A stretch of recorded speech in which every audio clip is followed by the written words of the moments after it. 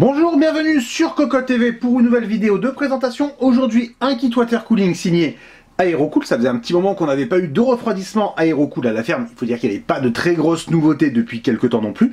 Bref, il s'agit du P7 L240. P7 puisqu'il intègre la gamme Project 7. Autant dire qu'il va y avoir du RGB de partout sur la pompe ainsi que sur les ventilateurs. Alors, les ventilateurs sont déjà plus ou moins, puisque celui-ci est détaché sur le radiateur. Pourquoi? Tout simplement parce qu'ils sont livrés directement installés sur le radiateur. Alors, on va partir du principe que c'est une bonne chose parce qu'on va avoir tendance à installer un kit all-in-one en 240 mm comme celui-ci sur le dessus du boîtier, du coup, en expulsion avec des vis courtes. Cela dit, si on l'installe ailleurs, bon, il faudra faire quelques petites modifications, mais l'idée est quand même séduisante. On gagne quelques petites minutes lors de l'installation, d'autant plus que dans le modèle, si besoin, il y a des vis supplémentaires longues pour installer deux autres ventilateurs. Ça, c'est une très bonne idée. Donc le produit, le voici, on le voit, c'est un kit en 240 mm avec un design qui change un peu au niveau de la pompe qui est hexagonale. Le tarif est de 120 €, sans contrôleur RGB, du coup les ventilateurs et la pompe vont rester éteints si on n'a pas de carte mère ou de produits compatibles. Par exemple, le petit P7H de chez Aerocool qui permet de contrôler le RGB. Il faudra donc penser à ajouter quelques euros en fonction de la carte mère ou de l'équipement dont on dispose déjà, afin de contrôler tout ça, sinon il n'y a vraiment aucun intérêt à prendre ce modèle. Le ventilateur, donc le voici. Il va tourner de 800 à 1800 tours par minute. On le voit, il y a des coins en caoutchouc alors qu'ils sont un tout petit peu décollés parce que c'est quand même serré particulièrement fort de base.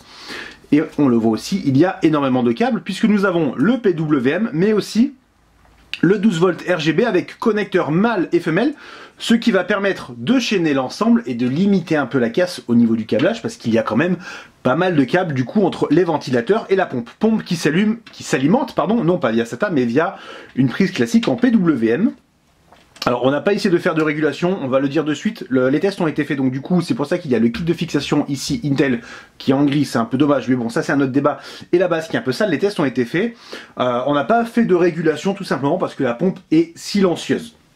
Ensuite nous avons le radiateur, 27 mm en aluminium bien entendu, et ici des tuyaux gainés qui sont assez gros avec une gaine qui est, alors c'est peut-être pas le bon mot, mais on va dire qui est grossière par rapport au dernier kit Azetec, qui ont une gaine tissu qui est vraiment agréable au toucher et à l'œil. Là, c'est un peu plus entrée de gamme, façon de parler, et on le constate avec le thermo qui est ici, mais surtout, eh bien, ça ne bouge pas. L'orientation est imposée.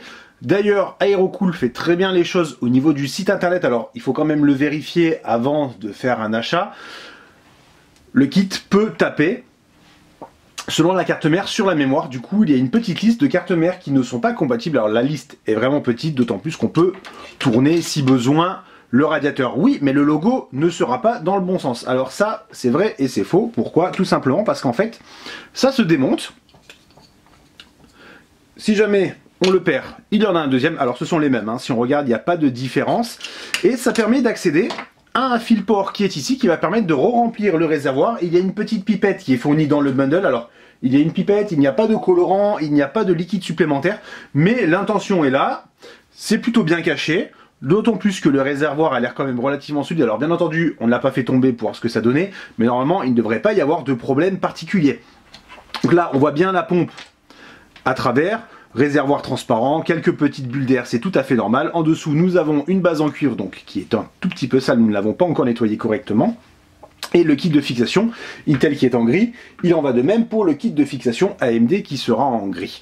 Le tarif, nous l'avons dit, 120 €. Les performances, nous les connaissons, mais nous n'en disons pas plus pour l'instant. Et on vous dit à très bientôt pour le test sur Cocotte Land.